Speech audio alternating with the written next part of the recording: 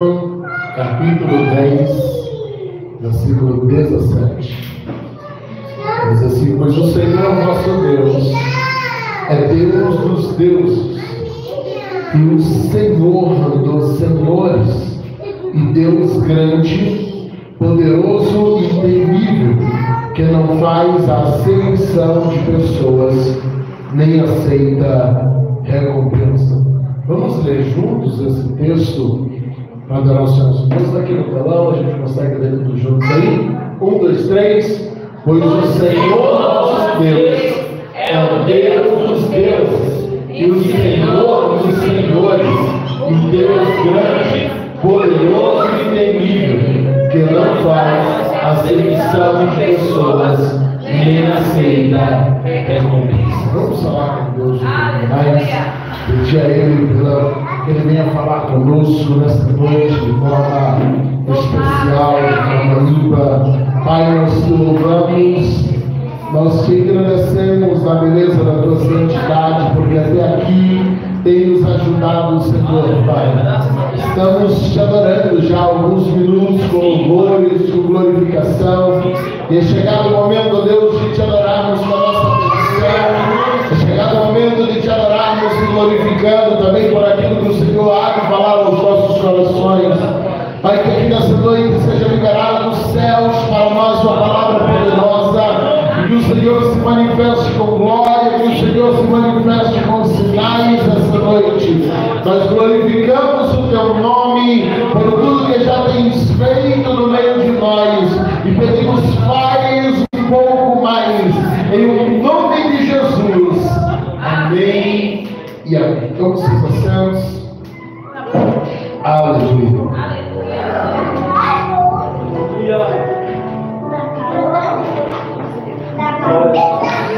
Texto que nós lemos traz algumas afirmações sobre Deus. E diz que Deus é Deus dos deuses, e Ele é Senhor dos senhores, que Ele é um Deus grande, Ele é o poderoso e temível, e que Ele não faz a acepção de pessoas, nem aceita recompensas. Agora, quando a gente joga isso no contexto de Deuteronômio capítulo 10, é interessante porque essa fala a respeito de Deus, vinda na verdade do próprio Deus, porque é Deus falando a Moisés. O contexto de Deuteronômio capítulo 10, especialmente nos versículos subsequentes do versículo 17, está falando a respeito de Israel ter a obrigação de abrigar todos os migrantes que chegassem a seu território. O contexto de Deuteronômio 10, especialmente a partir do versículo 17, Deus está dizendo: olha, não farás acepção de estrangeiros que entraram no meio de vós, porque vocês foram estrangeiros em muitos lugares e eles escravizaram vocês. Vocês foram estrangeiros no Egito e os egípcios se transformaram em escravos. Então, quando chegar um estrangeiro no meio de vós, esse é o contexto de Deuteronômio 10, 17, chega dizendo: não escraviza ele, mas pega o que você tem e divide. Ensina a lei do Senhor para ele. Se ele obedecer à lei do Senhor, divide dos teus bens, trata ele com honra, dê a ele possibilidade de prosperar nessa terra. Observe que Deus está lembrando Israel de que por onde eles passaram, eles foram escravizados, eles foram perseguidos, e agora o Senhor está dizendo: mas quando alguém passar por vocês, vocês vão dividir o que vocês têm. E nesse contexto de como deveriam tratar o estrangeiro, agora a Bíblia vai dizer: porque o Senhor vosso Deus é Deus dos deuses, e Ele é o Senhor dos senhores, e Ele é o Deus grande e o Deus temível, é o Deus poderoso. Agora, quando eu pego as afirmações que é feita a respeito de Deus e vejo que Ele é Deus dos deuses, isso aqui não era aplicável ao contexto apenas uma afirmação sobre Deus. Que Deus é um Deus grande e temível, isso não é aplicável ao contexto, é apenas uma afirmação sobre Deus. Mas nesse contexto de que Israel deveria dividir o que ele tem com os estrangeiros, que deveria tratar bem os estrangeiros, abrigar bem os estrangeiros e possibilitar a prosperidade dos estrangeiros, somente uma dessas afirmações se torna aplicáveis no contexto, que é quando o Senhor diz: Ele é Senhor dos senhores. Ele não é Senhor de senhores, mas dos senhores. Eu já afirmei algumas vezes a vocês que Deus, ele não é um Deus de escravos. Deus não está por aí procurando súditos passivos que ele possa escravizar e as pessoas ficarem ali temerosas, como durante muito tempo o Evangelho foi ensinado assim, que a gente deveria entrar diante de Deus com medo do momento em que Deus nos mataria. Porque a referência que nos foi dada de Deus para nós era de um Senhor de escravos. Agora, quando eu olho para a Bíblia, o Senhor está dizendo: divida da tua prosperidade, divida da tua herança, divida das bênçãos que eu te dei. Por quê? Porque eu sou Senhor dos senhores. Eu não sou Senhor dos mendigos espirituais. Eu não sou Senhor dos necessitados espirituais. Pastor, mas aí foi contra todas as afirmações que fazemos, então espera que no final me entenda. Deus está dizendo: eu sou Senhor de pessoas que já entenderam quem são, já entenderam o que carregam, e já entenderam o porquê eu dei isso para eles. E acima de tudo, entenderam que o Deus que fez uma vez pode fazer de novo. E por isso não tem dificuldade de compartilhar a honra, compartilhar a prosperidade, compartilhar a bênção, compartilhar tudo que eu estou dando, porque entende que se Deus me tirou da escravidão do Egito e me colocou em uma terra que emana leite e mel, eu não tenho problema em dividir do que Ele me dá, porque Ele tem muito mais para fazer. Eu não tenho problema de dividir daquilo que Deus me dá, porque Deus tem muito mais para me dar. Então, quando Ele diz ao povo: divide, compartilha, possibilita prosperidade, dá fazendas para eles, dá lugar para eles prosperarem, e depois o Senhor diz: porque eu sou o Senhor dos senhores. Eu sou o Senhor de pessoas que não vai ter medo de dividir e falir, mas que entenderam que o que eu dei uma vez eu dou de novo, e por isso são desapegados do que tem. E eu quero falar um pouquinho hoje sobre esses líderes de honra, porque Deus tem nos treinado e nos preparado para uma liderança espiritual, começando por pequenas células, por pequenos grupos que estamos trabalhando aqui, mas Deus tem nos projetados para lideranças muito maiores. Por que isso? Porque aprendemos que o Senhor é Senhor de homens e mulheres de autoridade. O Senhor é Senhor de homens e mulheres que já entenderam quem são e que vai usar tudo que receberam dele para abençoar outras pessoas, e que vão usar tudo que receberam do Senhor para fazer com que outros cresçam.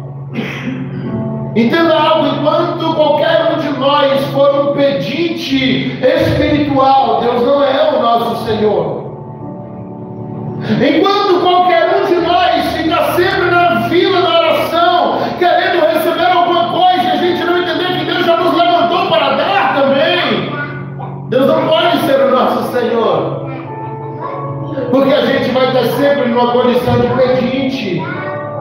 Pastor, não posso pedir oração? Sim, compartilhe suas necessidades com os santos. Mas eu falo de pessoas que entram 5, 10 anos, e eles continuam na mesma fila da oração, eles não crescem espiritualmente, eles não alcançam o patamar de varão perfeito de Efésios, capítulo 4, versículos do 12 ao 16, não crescem em fé, não crescem em estatura, não crescem em maturidade, são sempre meninos da fé. Então eles vão sempre servir a alguém que serve o Senhor, eles vão estar sempre servindo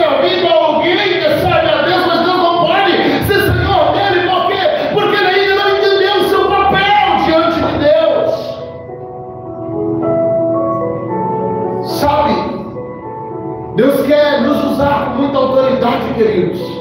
E isso eu falo para toda a palavra verdadeira, para quem está aqui e para quem não está. Deus quer levantar essa igreja com muita autoridade, mas Ele não pode fazer isso enquanto não entendermos quem somos. Ele não pode fazer isso enquanto não entendermos o que realmente carregamos. Ele não pode nos levantar como referência se a gente não for uma referência para si mesmo. Se a gente não entender o que eu carrego em Deus. E você ficar a vida toda, não, eu não sou ninguém. Não, eu não sei. Não, eu não tenho capacidade. Não, eu não consigo. Não, eu acho que eu não sou bom o suficiente. Deus não pode te levantar como autoridade. Sabe, Paulo escrevendo a Timóteo, ele vai dizer assim: Timóteo, valoriza o dom que é em você. Timóteo, dê valor ao dom que te foi dado pela imposição das mãos. Talvez Timóteo iniciou seu ministério sendo alguém inferiorizado. A Bíblia diz que ele era muitas vezes desrespeitado pelos anciãos. A Bíblia não entende isso por ele ser um moço, por ele ser novo. Então os anciãos não respeitavam a unção de Timóteo. E aquilo começa a afetar Timóteo começa a ser um jovem interiorizado. Ele começa a dizer: talvez eu realmente não tenha essa unção, talvez Deus realmente não tenha me chamado, talvez Deus realmente não tenha me dado. Aí um dia Paulo escreve: ele desvaloriza o dom que é em ti. Começa a respeitar a tua própria unção também. Começa a entender o que Deus já te deu e começa a honrar o que Deus já te deu. Porque quando Deus me dá algo poderoso, eu começo a dizer que eu não tenho, eu estou desonrando aquele que me deu. Quando Deus me confia algo poderoso, eu começo a dizer que eu não tenho, eu estou desvalorizando aquele que me deu. E às vezes a gente faz isso com tanta naturalidade. Às vezes para tentar mostrar uma humildade, para tentar mostrar que a gente não é soberbo, e que a gente começa a dizer: olha, não, eu não sei, não, quando eu prego é o dia mais ruim da igreja. Não, é quando eu falo, eu saio do culto aqui e digo: meu Deus, eu fiz hoje um louvor, eu preguei, eu acho que nem prestou. E a gente começa a pormenorizar aquilo que Deus fez, porque não é a gente, é Deus que Ele faz. A gente sai do culto depois de Deus vir aqui e nos usar a palavra no louvor, e a gente vai pelo caminho destruindo tudo que Deus fez, porque a gente acha que está falando mal da nossa própria mensagem. Mas o Senhor no céu está dizendo: mas foi eu que falei. Não é da tua mensagem que você está falando mal, é da palavra dele, é do prazer dele em te usar. Então, em nome de Jesus, valoriza o dom que há em você, porque Deus é Senhor dos senhores. Deus é um Deus que já te levantou como Senhor sobre algo, e Ele agora quer ser seu Senhor também sobre essas coisas e em favor de pessoas. A autoridade eu exerço sobre coisas e em favor de pessoas. O Senhor disse a Adão: olha, domine o homem sobre toda a erva do campo, sobre todo animal, sobre todas as coisas. Mas quando Ele vai falar da autoridade do marido sobre a esposa, Ele vai dizer: mas maridos, estejam prontos para morrer por vossas mulheres. Porque sobre coisas eu exerço autoridade sobre. As coisas são minhas, são posses. Mas quando o assunto é pessoas, não é sobre, é em favor de. A autoridade quando o assunto é pessoas é em favor de. É o que o Senhor começa a falar lá no Deuteronômio 10, dizendo: quando chegar um estrangeiro aí, possibilita prosperidade. Possibilita crescimento. Senhor, mas se ele ficar mais próspero do que eu. O Senhor está dizendo: foi eu que te dei a prosperidade inicial, eu faço você prosperar. Foi eu que fiz uma vez, eu faço de novo. Então eu preciso entender pelo menos duas coisas para ser um bom líder diante de Deus. Primeiro, entender o que eu carrego. E segundo, entender por que ou para que eu carrego. Primeira coisa, o que eu carrego. Porque só quem sabe o que carrega pode receber autoridade da parte de Deus. E só quem sabe para quem carrega consegue usar essa autoridade para a glória de Deus. Porque não adianta você saber o que carrega se você não sabe para que o Senhor te deu isso. Aí você vai usar para a sua glória. Olha, o Senhor me deu talentos poderosos. Uau, eu agora sei o que eu carrego. Mas para que eu carrego? Por que Ele me deu isso? Então, se não sei a finalidade do meu ministério, eu vou usar para a minha glória. Eu vou usar para a minha soberba. Mas eu entendo o que eu carrego. E para que eu carrego, eu vou usar para que o estrangeiro prospere ao meu redor. Eu vou usar para que o meu irmão prospere ao meu redor. E eu vou dividir o que o Senhor me der com eles. Para quê? Para que cresçamos juntos. Aí quando a gente fala de autoridade, alguém pensa logo no poder. O Senhor vai me dar autoridade. Então o Senhor vai me dar um carro, uma igreja grande para pastorear. Igreja gigante assim, uau. Só que aí uma autoridade é o poder. E nem sempre quem está com poder tem a autoridade. Jesus disse a Pilatos: você não pode ter autoridade se meu pai não te der. Mas Pilatos é o governador de toda a Judeia. Jesus está dizendo: você tem poder, mas a autoridade não. Se ele não te der, você não toca em mim. Agora você tem Jesus algemado diante de Pilatos. E você tem Pilatos sentado em um trono que é dedicado aos fidedignos de César. Eu te pergunto, entre um homem espancado e algemado na frente do trono e um homem sentado no trono, quem é que tinha mais autoridade naquela sala? O Pilatos está no trono, mas a autoridade está com Jesus. Ele disse: eu chegar meus anjos aqui, não vai dar de presta. Aí você anda mais um pouquinho e você, ou melhor, volta um pouco na história, e você chega lá atrás um dia, está José, um prisioneiro que acabou de ser arrancado da prisão, mas ainda não está nem liberto, e foi levado e andar diante de Faraó. O Faraó está no trono, o Faraó de todo o Egito, é o Faraó de toda a terra, o império dominante daqueles dias. O José é só um prisioneiro, mas eu te pergunto, quem é que estava com autoridade naquela sala? O Faraó diz: em todo o Egito eu não encontrei alguém que tem o Espírito de Deus como Deus. Você percebe que às vezes a gente está buscando a coisa errada? Porque se você estiver debaixo da autoridade do Espírito, poder é consequência. Deus quer dar poder para homens de autoridade. Deus quer dar poder para mulheres de autoridade. Porque se Ele der poder e você não tiver a autoridade, você vai estar com poder, mas você não tem o auxílio do Espírito. E o poder sem o auxílio do Espírito ele se perde. Mas quando você tem a autoridade, o poder já não é mais necessário. O Daniel está lá na casinha dele, que naquela ocasião era uma casa muito simples. Ele não era mais governador lá da Babilônia. Não, o rei é outro.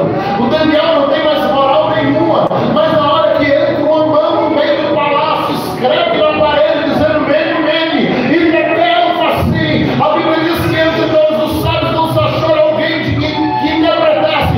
Então alguém disse: meu Senhor, lá no cantinho da cidade tem um homem que está o Espírito de Deus. Ele não morava mais no palácio, ele não era mais governador da Babilônia, era só um cidadão comum, mas nunca perdeu a autoridade. Tinha perdido todos os cargos, mas nunca perdeu a autoridade. Naquele dia, um velho de quase 60 anos, desligado de todas as suas posições, ele entra no palácio, talvez com roupas muito simples, e olha, apontando um dedo na cara do rei.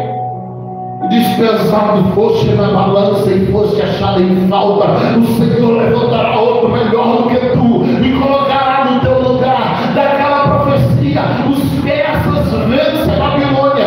Dario é colocado por Ciro para poder reinar sobre a Babilônia, e o Daniel volta para o seu lugar de poder.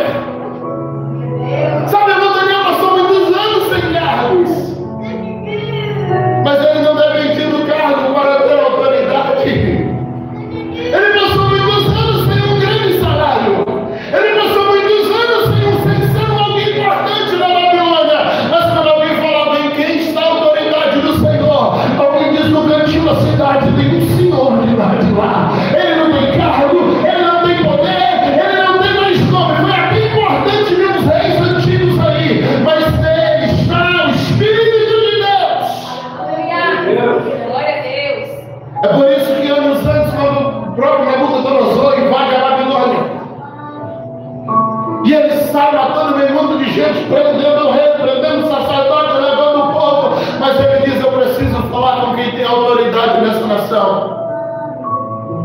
Eu preciso falar com alguém que tem autoridade aqui nessa hora, não é o nome do rei, é Zedequias que alguém vai gritar. Nessa hora não é o nome do rei, é do sacerdote. Nessa hora alguém diz o homem de autoridade, rei Nabucodonosor. Ele está preso no calabouço, sim. Ele está na força do palácio, comendo pão da amargura que é jogado no meio dos desertos. Está bebendo água de amargura lá dentro.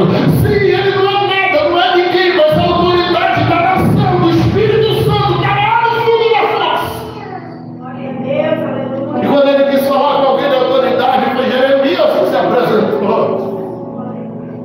Ele diz: eu estou levando todo mundo, mas você escolhe onde você quer ficar, porque em você tem o Espírito de Deus.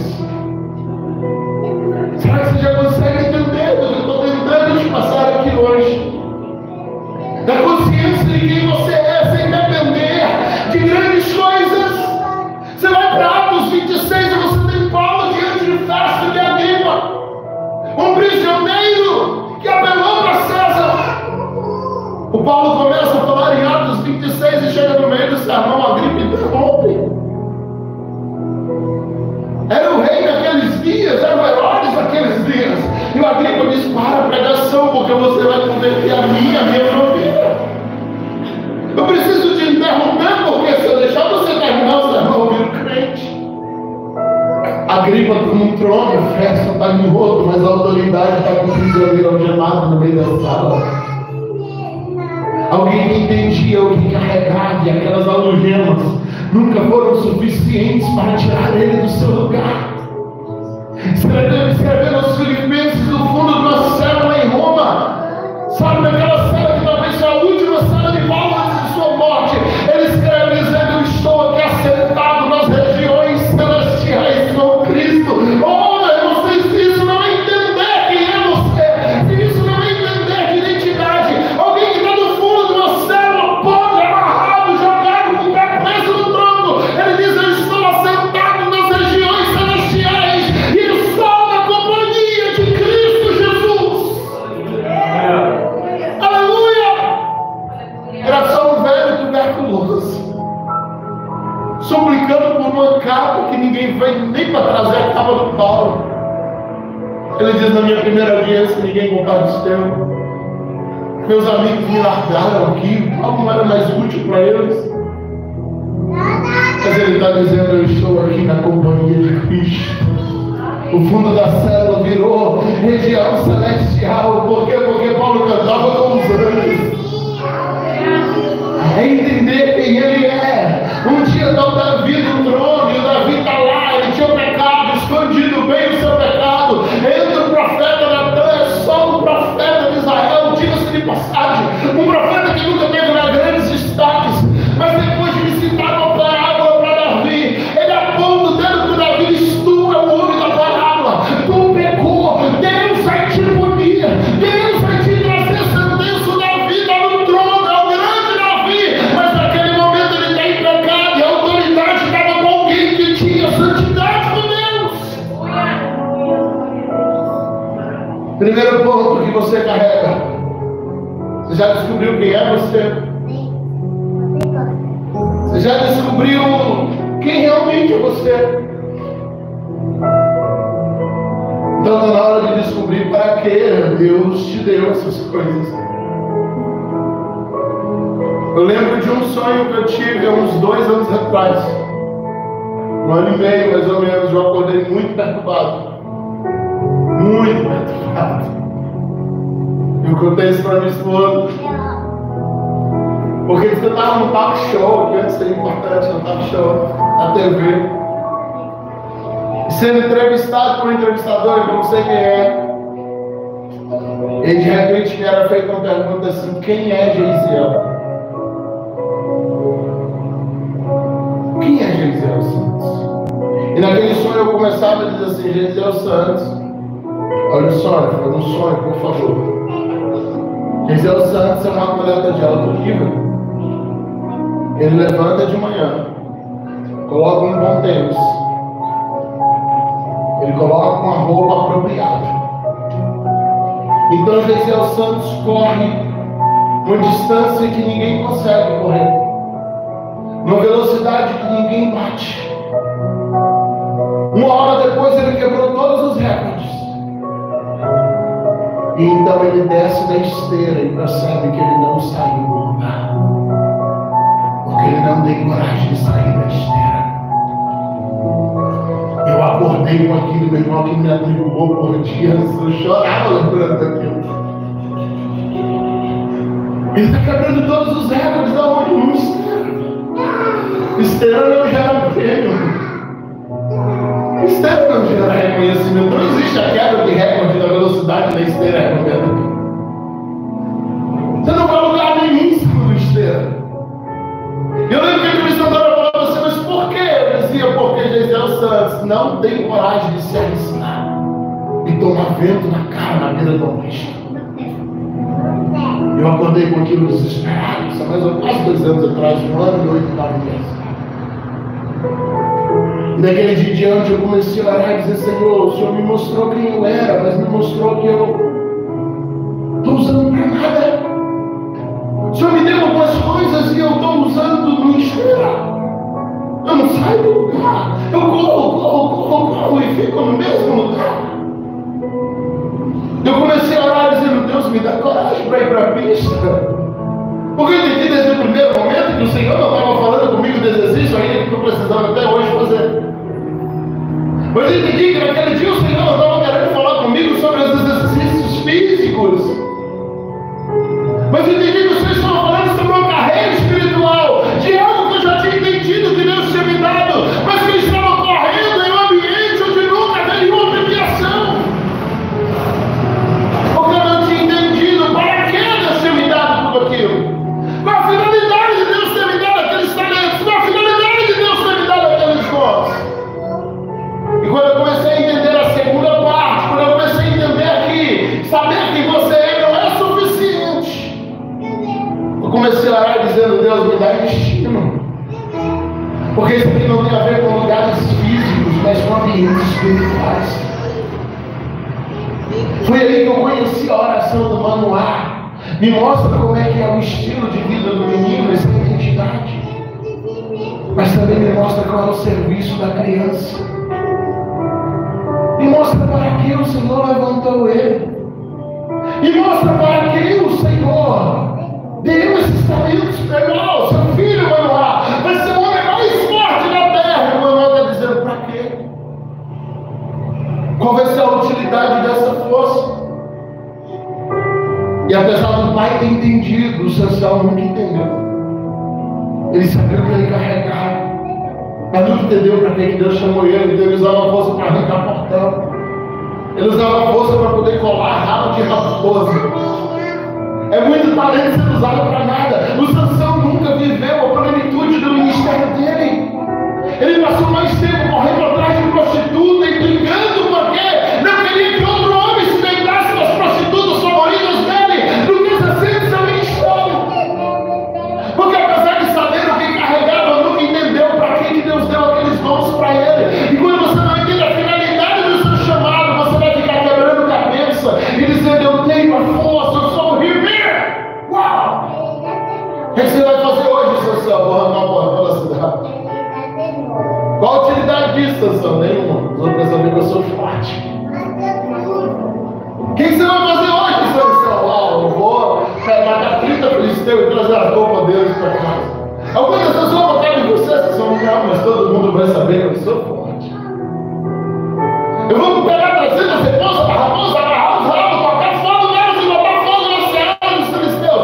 Sansão, isso vai alimentar os judeus, porque Deus te levantou para isso. Tirar Israel da escravidão, isso vai tornar seu povo mais forte. Não, mas eles vão saber que eu sou forte.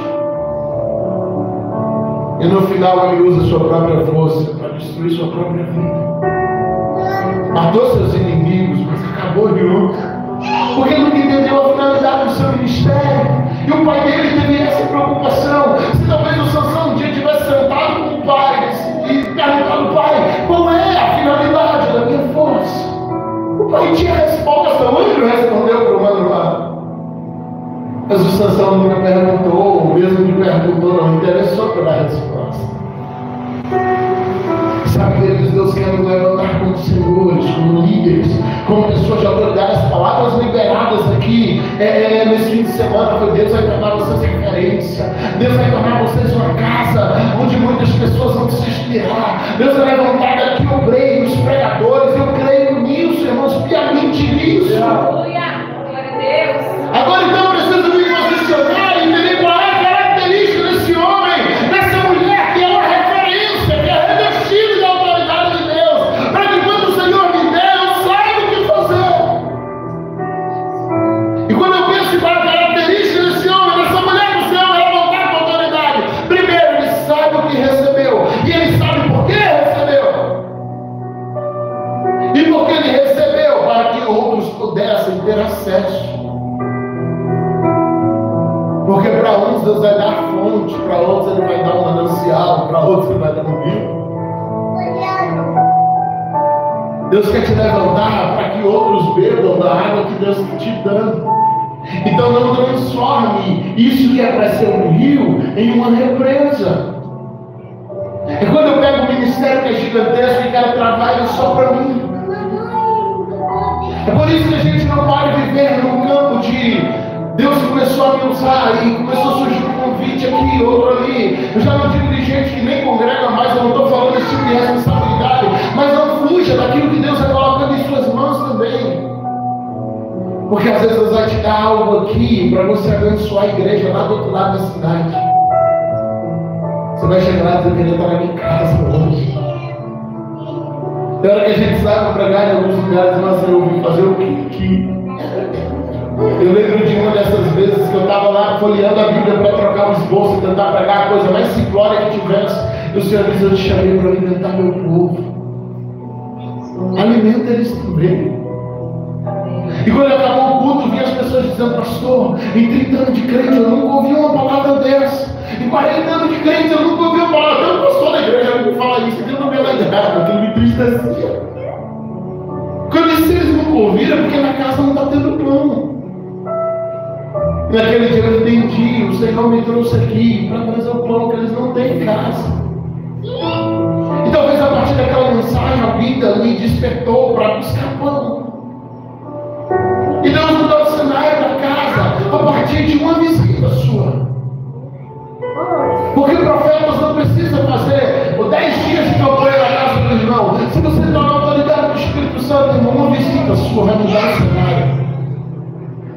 Uma visita sua vai mudar o cenário. Então, para que Deus está me dando? Para poder dar para outros. Nenhum líder vai aceitar crescer sozinho. Líderes de verdade. Se o meu ministério não estiver promovendo ninguém comigo, então Deus não me deu um ministério. Se o meu ministério não estiver fazendo alguém crescer comigo, então Deus não me deu um ministério. E repito, eu não falo de cargos, eu não falo de poder, eu falo de autoridade do Espírito. Quando a gente vai para essas escrituras, a gente vê o Senhor falando com Gideão, e em Juízes capítulo 6, a Bíblia diz que o anjo se apresenta para ele no versículo 12, e diz: o Senhor é contigo, varão valoroso. O Gideão olha para o anjo no versículo 13, e diz: se o Senhor fosse conosco, nossa situação seria diferente. Olha isso aqui na aula de homilética, olha os verbos, olha os substantivos, os detalhes. O Senhor está dizendo: eu sou com você, Gideão. Ele diz: mas você não é conosco. Eu não quero ser abençoado sozinho, eu queria prosperidade com o meu povo. Aí você olha para ele e diz: mas nessa tua força está valoroso. Desvaloroso, Senhor, eu sou o menor da casa dos meus pais. Não, você tem o que eles não têm. Porque se eu dissesse para qualquer um que eu sou contigo, vou te fazer próximo, e dizer: uau, está no meio da guerra, na prova, mas eu vou ser próximo. E Gideão está dizendo: Senhor, para todo mundo, por favor. Gideão, eu vou te abençoar. Gideão está dizendo: Senhor, para todo mundo, por favor. Eu sou contigo, Gideão. Gideão está dizendo: não, Senhor, seja conosco, seja com a gente, abençoa todo mundo. O Senhor diz: então pega a tua força e livre Israel. Ele está dizendo: Gideão, pega do que eu te dei e distribui. Pega do que você carrega, Gideão, e anima o povo.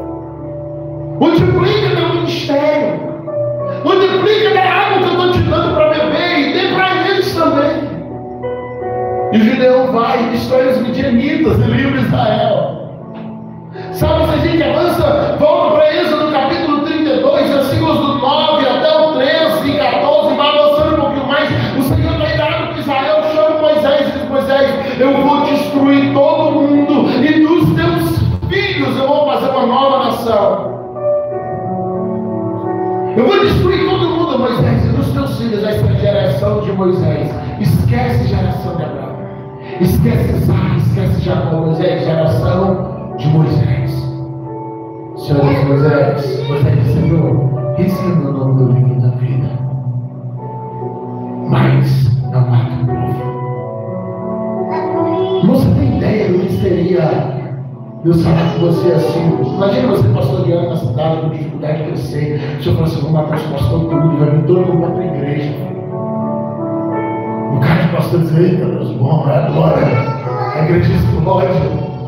Esquece os outros, Moisés, agora você é o cara, eu vou fazer todo mundo vir para você. Ele disse: Senhor, risca meu nome do livro da vida, então.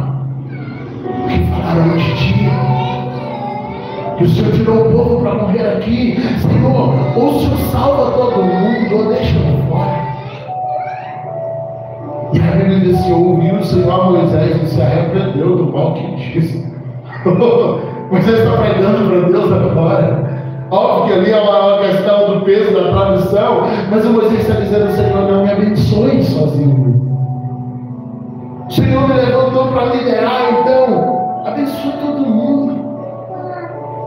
Eu já avanço para terminar, mas Lucas 5, Jesus viu, está Pedro, João, Tiago, André lavando as redes, e aí Jesus pega o Pedro, o barco do Pedro, prega, depois ele diz: lancemos-nos ao mar, vamos lá pescar, e vai ter peixe de novo. Irmão, só o Pedro foi. A promessa foi para os quatro, eles trabalhavam juntos. Só o Pedro vai, mas na hora que o Pedro vê o barco enchendo de peixe, a Bíblia vai dizer em Lucas 4, no versículo 7, dizendo assim: ele fazia sinal para os outros na praia, dizendo: vem encher suas redes também. Você entende por que Jesus já estava de olho no Pedro desde o início? O Pedro olha e vê aquele monte de peixe para lá do Pedro. Jesus aguenta aqui, eu vou descarregar e volto. 10 viagens hoje. Depois diz que era colheita, os peixes ficaram parados. Senhor, 10 viagens, eu levo tudo. Não, o Pedro enche o barco dele e começa a chamar os outros, dizendo: gente, tem peixe, vem. A Bíblia diz que os outros barcos começam a vir e encheram todos os barcos de peixe. Sabe o que é isso? Você entendeu o que recebeu? Divide. Entendeu o que Deus já te deu? Divide. Pastor, por que eu dividiria? Porque se ele fez uma vez, ele faz de novo. Quando o líder não divide o peixe, ele afunda o barco. Quando você não entende que Deus te abençoa para você abençoar outra pessoa, seu barco afunda. Ele diz: o barco do Pedro ia afundando por causa do peso. Se ele não divide o peixe, o barco vai a pique.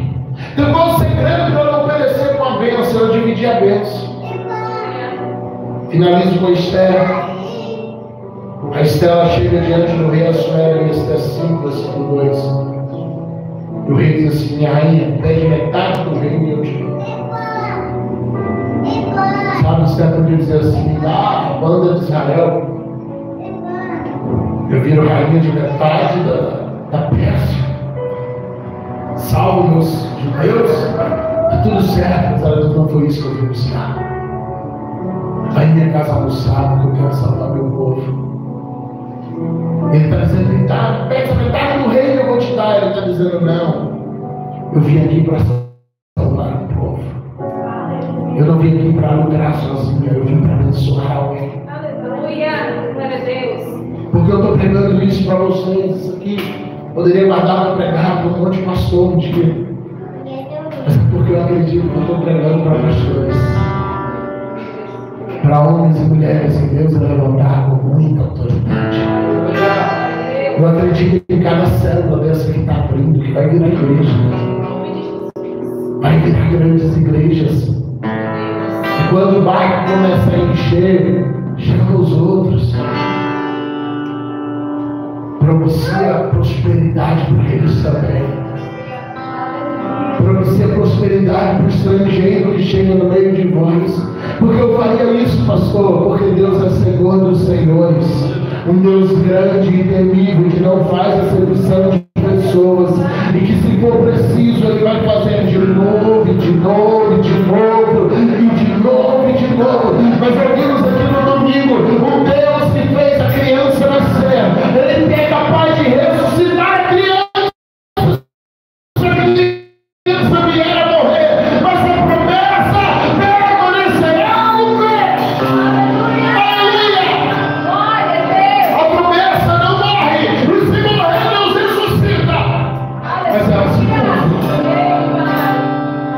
Então a gente entendeu quem é você.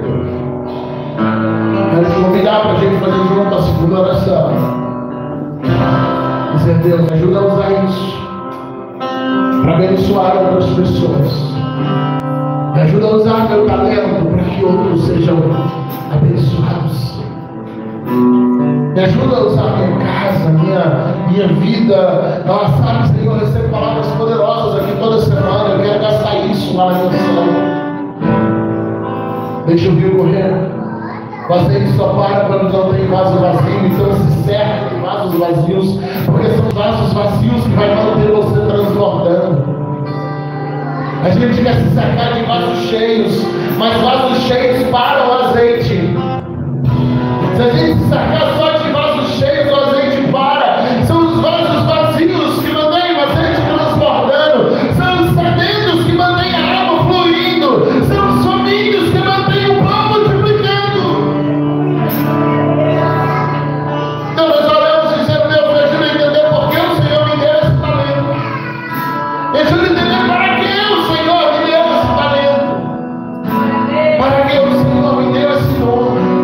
Porque eu quero usar para a tua glória. Eu quero usar para o teu louvor. Você pode falar com ele aí, Espírito Santo. Nós te agradecemos, Jesus, porque entendemos quem somos. E somos um espelho, Pai do Senhor. Onde quem olha para nós precisa